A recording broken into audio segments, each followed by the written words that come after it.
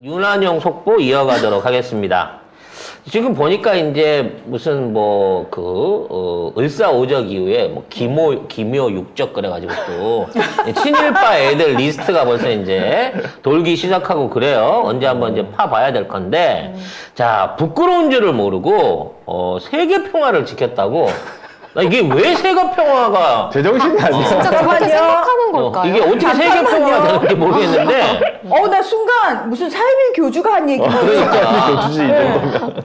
이 정도면 천공이랑 같은 레벨이에요. 이거 생각하는 게. 세계 자, 대통령인 줄. 뭔 얘기를 했는지 들어보겠습니다. 네, 경이 어제 국무회의에서 제3자 변제 방안에 대해 입을 열었는데요. 정부가 피해자의 입장을 존중하며 한일 양국의 공동 이익과 미래 발전에 부합하는 방안을 모색해 본 결과다. 그리고 한일 간의 미래 지향적 협력은 한일 양국은 물론 세계 전체의 자유, 평화, 번영을 지켜줄 것이 분명하다. 라고 씨부렸습니다. 아니 우리 찌유가 우리 편인 게 정말 일단 다행이야. 이거 다 거짓말이야. 다. 정부가 네. 피해자 입장을 존중하면서 이걸 했다고? 피해자들은 이거 안 받겠다고 윤석열이 나가라고 그래. 그럼 피해자를 일본 쌍케이가 주장하듯이 일본이 일본이라고 피해자야? 생각하는 거 아니야? 그러니까. 그런 것 같은데요? 얘네가 생각하는 거는 야, 이씨. 일본이 피해자고 우리가 가해자라고 생각을 하는 거예요. 그러니까 쌍케이 일본 극우들이랑 똑같은 생각을 하고 있네, 경이. 결국 그래서 이렇게까지 열심히 노력을 한 결과 되게 웃긴다. 미스 코리아냐? 세계 평화 기여. 미스 코리아는 기여로 와서 하지. 윤석열을 아니 옛날에 미스 코리아 세계 평화에 기여하는 그건 미스 코리아가 미스 월드, 네, 미스 유니버스 유니버스 정도는 돼야지. 그렇군. 예선전도 통과 못할 거면서 아무튼 세계 평화에 공헌을 해서 그런지 모르지만 대단해. 14, 16에 일본 간다고 하고요. 네. 드디어 그토록 바라던 미국. 미국 국빈 방문을 따냈습니다. 4월 26일에 따냈습니다. 아. 결국 바이든이 칭찬하면서 국빈 방문까지 딱 허가해주는 이것 간절히 원했었다는 거죠. 미국과 일본이. 참 이 정도로. 그리고 G7에도 5월에 아마 옵서버로 참석할 것 같아요. 그래가지고 거기 가서 한미일 정상회의 열어가지고 뭐 삼국 협력 강화를 전 세계에 선포하는 장면을 연출할 것으로 보입니다. 이쯤 되면 실행을 해야 돼. 국빈 방문하는 꼴 나는 못 봐. 거기서 또 뭘 더 퍼줄지 무섭고. 벌써 결정이 나 있어요. 아니 중요하죠. 아니 사람이 없어지면 못 가는 거 아니야. 아 근데 그 셋 중에 한 명만 없어져도 못하는 거 아닙니까? 둘은 알겠는데 하나는 누구야? 한미일이라며. 한미일 중에 하나. 셋 중에 하나만 없어도 되잖아. 야, 이게, 그러면 누가 이게 이겼는지 순서로 몰라. 보면 바이든이 먼저인데. 가는데 순서 없어요. 다른데 순서가 없다 보니까. 그렇지, 나이도 많으신 분이니까 또 그냥 의심할 수도 없어, 사람들이. 그래서 이번에 일본을 가게 되면 독도 영유권 문제하고 지소미아 문제, 그 다음에 군수협정 관련된 문제가 논의될 가능성이 높고요. 미국을 가면 미국 그러니까 그 반도체법을 비롯한 현재 한국 투자에 대한 추가 요청을 받을 가능성이 매우 높다고 합니다. 그리고 G7이 열리게 되면 중국과 미국에 대한 경제 제재가 이 안에서 말하자면 논의가 된대요. 근데 이 G7 국가들 중에 업저보로 참석하라고 해서 억지로 딸려가는 국가들 중에 가장 큰 타격을 볼 국가가 독일하고 한국인데, 왜냐면 지금 그 중국 관련한 경제 제재를 강화하게 되면 이걸 갖다가 독일하고 한국이 와가지고 여기에 승인하게끔 술추와 윤석열을 일부러 부르고 있다라고 하는 외신이 있습니다. 지금 사실 올라프 숄츠가 정말 오래간만에 이제 10수년 만에 사회당이 다시 정권을 잡은 거거든요. 총리가 된 거거든요. 근데 그 전에 이제 앙겔라 메르켈 총리가 거기는 중도 우파 쪽이었어요. 우파 쪽인데도 그 정도 정치를 잘했단 말이에요. 근데 심지어 사회당은 좌파 쪽이에요. 근데 올라프 숄츠가 지금 독일 내에서 썩 신뢰를 못 받고 있는 것 같아요. 지금 바이든 꼬붕이라고 벌써부터 독일 내 여론이 정말 엄청 안 좋은 방향으로 가고 있거든요. 그래서 결국 슐츠하고 우리가 누가 더 꼬붕이냐를 놓고 네, 바이든 밑에 가서 엎드리는 꼬라지를 보여줄 것 같고요. 특히나 이번에 이 세계평화 기여했다 그러잖아. 세계평화 무슨 근데 세계평화야? 미국 놈 발표가 더 웃기는 거예요. 한일 간에 말하자면 이 징용 협상 관련된 거 타결을 갖다가 인도 태평양에 뭐 새로운 관계를 열었다라고 얘기하면서 분명히 우리는 현해탄을 두고 얘기를 하고 있는데 그 반대쪽에 있는 걸 얘기하고 있는 거야, 미국이. 그렇죠. 이 얘기는 결국은 이게 빌미가 돼가지고 대만을 비롯한 남중국해에 관한 일종의 미국의 정책들이 앞으로 한일 간에 같이 이루어질 것이다라고 하는 기대감을 보여줘 버렸단 말이야. 결국 세계평화가 아니고 세계평화를 뭐 위해서 자기는 한다지만 이러다가 전쟁 나면 우리나라 군인들만 죽는 거예요. 그래서 세계평화를 위해서. 그래서 이 군사 동맹까지 갈 것이다라고 하는 이 지적이 문재인 정부 때 외교부 1차관을 지낸 최정권 교수가 MBC 라디오에 나와갖고 결국 한미일 협력이라는 이름으로 군사적인 영역으로 확실하게 들어간다라고 얘기를 해버렸어요. 근데 문제는 미국은 멀리 있어. 기껏해야 비행기나 좀 보내주고 폭격기나 보내주는 정도고 일본 얘네들은 어차피 배 좀 띄우고 초계기 좀 띄우고 공격도 못해요. 딴 나라 못 기껏 가. 비행기 띄워봐야 갖고 있는 수직 이착륙기 실어는 뭐 항공모함 이즈몬가 그거 끌고 와가지고 지원할 뿐인 거고요. 결국 나중에 최전선에서 피탄 맞아가면서 제일 위협적으로 몸빵으로 떼어야 될 건 우리나라 군인들이란 말이야. 이 미련한 짓을 누가 하냐고. 일본 자위대가 중국이나 대만에 파병 나갈 것 같아요? 걔네들 그런 거 할 줄 모른다 그래. 아니 갈 수도 없어요. 정말 이렇게 단순히 일본한테 나라에 대한 어떤 굴욕으로 국권을 팔아먹은 것 뿐만이 아니라 지금 우리나라 자체의 외교 안보의 위기를 딱 만들어 놓은 상황에서 이걸 갖다가 지지율 1%라도 한다. 윤석열의 결단이다. 아무도 못 말렸다. 이러고 자화자찬을 하고 있습니다. 네, 한 여권 관계자에 따르면 경위 한 번은 식사 자리에서 지지율 1%가 나오더라도 나라를 위해 할 일은 하겠다고 했다고 합니다. 나라가 그 나라가 아닌 우리나라가 아니, 아니고 우리나라 저쪽 나라. 아니죠. 국민의 99%가 싫다 그러는데 네, 1%만 있으면 1%만 있어도 나는 한다라는 거 아니야. 딱 계산해보니까 윤핵관하고 검사도 숫자네 1%가. 근데 이건 진짜 민족의 이름으로 처단해야 되는 거 아닙니까? 그렇죠. 이 정도 되면? 1%까지 갈 수가 없는 게 박근혜가 4% 한 달 찍고 그거 탄핵됐거든요.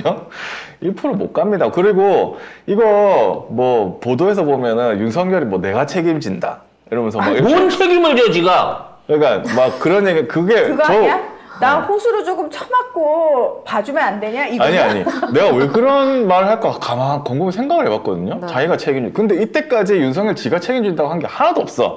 근데 이거를 책임을 진다고 했거든. 이거 뭐냐면 야 내가 말하는 거니까 이 새끼들 다 조용히 해 이건 것 같아. 그래서 아니 국짐에서도 사실 친일로 몰릴 수가 있잖아요. 국짐 내부에서도 정상적인 의원들은 부글부글해요. 주호영이 뭐 해놨더라. 근데 그거를 다 불식시키기 위해서 뭐냐면 야 내가 책임져. 그러니까 니들 입 다 닫아. 저쪽 애들은 그냥 빨갱이들이니까 괜찮아. 나 이런 거 같아. 그거 아니면 자기가 책임진다고 말을 할 이유가 없어. 아니 무슨 니가 책임을 무슨 질 건데? 책임을 질 수도 없지. 책임질 감이나 되나요? 안 되지. 그냥 큰 소리만 친 거네요. 그리고 일본은 계속해서 밑장을 빼고 있어요. 우리가 WTO 제소 취소하면 수출입 재개한다 그랬잖아요. 그것도 철회했어. 지금 있는 심사책의 수출 관리 실효성 보고 일단 얘네 요구하고 있는데 수산물 관련된 거 수입 금지도 다 풀고 기존에 있는 다른 사안들까지 풀리는 거 보고 그때 가서 풀어줄게 그러고 한 발 뒤로 물러서고 있다는 거지.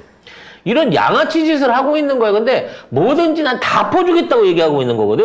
근데 네. 이게 지금 외신에서도 관련 보도를 내면서 사실 공통적으로 하는 얘기가 뭐냐면은 지금 한미일 협력, 공조 문제나 북핵 미사일 위협을 이제 이유로 명분으로 지금 이런 일들이 벌어지고 있는데 중요한 건 윤석열이 국내에서 지지율이 굉장히 낮은 편이기 때문에 이게 정치적으로 온전한 어떤 판단이라고 할 수 없다라는 식의 얘기가 되게 많아요. 외신에서는. 그러니까 굉장히 불안정하다는 거야. 왜냐하면 이 사람 자체가 대통령으로서 신뢰를 국민들에게 못 받고 있는 상황에서 이 사람이 정치적 결단을 내린 건데 중요한 거는 이 결단이 한국만의 결단이 아니라 한미일 공조를 위해서도 중요한 거지만 문제는 이 사람 자체가 튼튼한 사람이 아니기 때문에 이것 자체가 흔들릴 수 있다라는 식으로 얘기를 하고 있어요. 그래서 일본 언론들이 윤석열을 걱정하고 있습니다.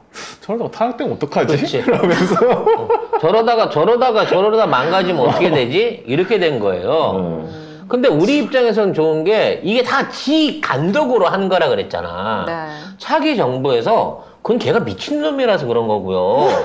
그렇다고 해갖고 우리가 정상적으로 협의봐갖고 문서 주고받은 거 없잖아요. 그러니까 최소한 일본하고 이런 관계에 있어서 외교적인 문서를 남기거나 기록을 남기거나 한 게 아니라 그냥 지가 알아서 자진해갖고 이쪽은 주먹을 뻗지도 않는데 도끼는 꺼내지도 않는데 나무가 자빠진 거잖아. 그렇기 때문에 이거는 야. 니네하고 도끼질해서 자빠진 게 아니야. 그냥 뿌리가 흔들려서 자빠진 거니까 우리 원상복귀 할 수 있는 여건이 된다는 거야 우리 입장에서는. 아니, 그러려면 결국에 깜빵에 보내가지고 그 죄로 깜빵에 보내야 되는 거예요, 윤석열을. 아니면 방법이 없어. 야, 깜빵에도 안 보고 그냥 편안하게 뭐 윤석열 가만히 있다고 봐봐. 그러면 해외에서 야, 왜 그래? 니들 대통령 단죄도 안 해놓고. 근데 이것 때문에 이거를 포함해서 이것 때문에 안 된다라고 대통령을 몰아내면 그러면 우리가 할 말은 있다는 거죠, 적어도. 그렇지. 지금 김영하 님이 대통령 하기 싫다고 말하는데 우리가 못 알아듣는 건 아니냐고. 그렇게 외치고 날 좀 죽여줘 이러고 있는데. 나 좀 끌어내줘 그러는데 우리가 아이고 뭔 소리야 계약 기간 채워야지 하고 봐주고 있는 건가? 아무튼 이와 관련해서 아소다로의 정치적 입지가 기시다보다 더 올라가고 있다고 합니다. 뭔 얘기인지 좀 볼까요? 네, 한일 양국이 징용 문제 해법을 모색할 때 아소다로 자민당 부총재가 물밑 조율한 것으로 알려졌는데요. 아소다로 부총재는 지난해 11월 방한을 해서 교응을 1시간 넘게 면담을 했습니다. 그리고 이때 얘기가 된 거야? 이때 된 거야. 우리가 그리고 이제 몰랐잖아. 귀국을 했죠. 뭐 하고 왔는지 비공개로 갔거든요. 비공개로 왔고 그다음에 그 당시에 제가 이거 아소다르고 와가지고 무슨 얘기를 하고 갔을지가 걱정이다라고 제가 저 당시에 MBC에 가서 얘기를 했었거든요. 그걸 관심을 가져야 되는데 아무도 그 부분에 관심을 안 가진다. 몰랐지, 이런 정도일지는. 와.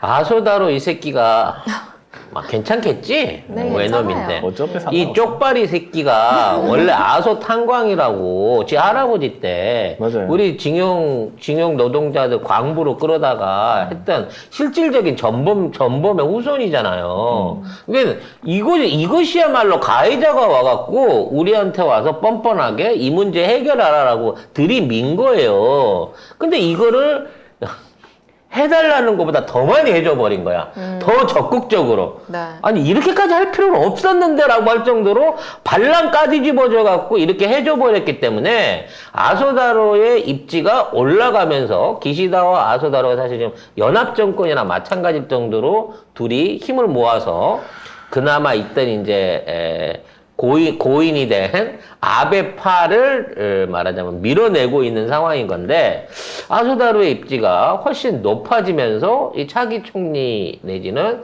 기시다하고의 일종의 권력 싸움이 본격화될 것이다라고 하는 전망도 가능해진 거예요. 여기 일제강점기 시절에 여기에 15만 명의 조선인 노동자가 강제 동원된 곳입니다. 아소탄관 악질적인 동네죠. 이런 와중에 일본은 매국노야 진짜. 나라 팔아넘겼어. 이제 다음 단계로 넘어간 것 같아요. 우리 모르게. 지네 나라 소물 개수를 셌답니다. 네, 다시 집계했는데요. 근데 독도를 일본 섬에 포함했다고 합니다. 그리고 이렇게 이번에 새로 집계한 결과는 일본 교과서 그리고 각 부처가 발표하는 백서를 작성할 때 공식 표준으로 쓴다고 합니다. 그러니까 이게 3월 3일 기사거든요. 그냥 3월 2일에 이 독도를 포함을 시켰대요. 자기 섬에. 우리도 모르게. 그러니까 3월 1일 딱 보고 윤석열 저렇게 했네? 윤석열 발언 마음에 드는데 3월 2일에 딱 발표한 거예요, 이거. 그래서 야, 씨. 그래서 이게 독도가 섬 2개로 돼 있잖아요. 응. 근데 일본 말로 다케시마잖아. 네. 응. 죽도란 말이야. 응. 죽도. 근데 김건희가 죽도 시장을 갔어. 그랬죠. 어. 그리고 개 2마리를 큰 샀어. 돌. 큰 돌이. 그러면서 이름을 돌이라고 지었어. 어. 돌이 독도라는 의미 아닙니까? 큰 돌. 헐. 그래서 나는 이 2마리를 삶아 먹을 테야라고 삶아간 게. 찜쪄 먹는다고? 근데 그런 얘기가 있는데 이게 상징적으로 죽도 시장에 가서 돌이라고 이름 붙여갖고 나는 얘가 참 좋아라고 해놓고 2마리 삶아 먹어버린 게 이게 독도를 넘겨주려고 하는 일종의 사전 퍼포먼스가 아니냐라고까지 해석하는 분이 있더라고요. 그런 죽여버릴 거는 거야? 국민을 상대로 조롱한 거네요, 대놓고. 그렇지. 죽여버릴 거라고. 조롱하면서 내가 이거 일본이랑 이거 넘기는 거에 주도적인 역할을 하는 여자야 라는 차원에서 정말 누가 생각해도 이상하잖아요. 걔를 하필 큰 돌이라고. 하필이면 돌이라고 이름을 지어주고 그것도 2마리를 사서 바로 현장에서 삶아가는 요런 거 자체가 뭔가 의미심장한 퍼포먼스가 아니었냐. 외놈들한테 보여주는 직원족이 비슷한 형태의 퍼포먼스가 아니었냐라는 생각을 해보고 싶습니다. 근데 우리 이게 기사 이거 보셨어요? 3월 3일 기사인데 오늘 8일이잖아요. 네. 몰랐거든. 근데 내가 독도 검색하다가 안 거예요, 이거. 정부가 아무 소리도 안 한다는 겁니다. 그렇지. 반응이 없는 거야, 정부가. 일본이 와. 아무것도 안 하고 있는데 이게 지금 일본이 할 수 있는 한계치니까 이제부터는 우리가 해야 된다고 나서는 놈들 아니야. 세상에. 어?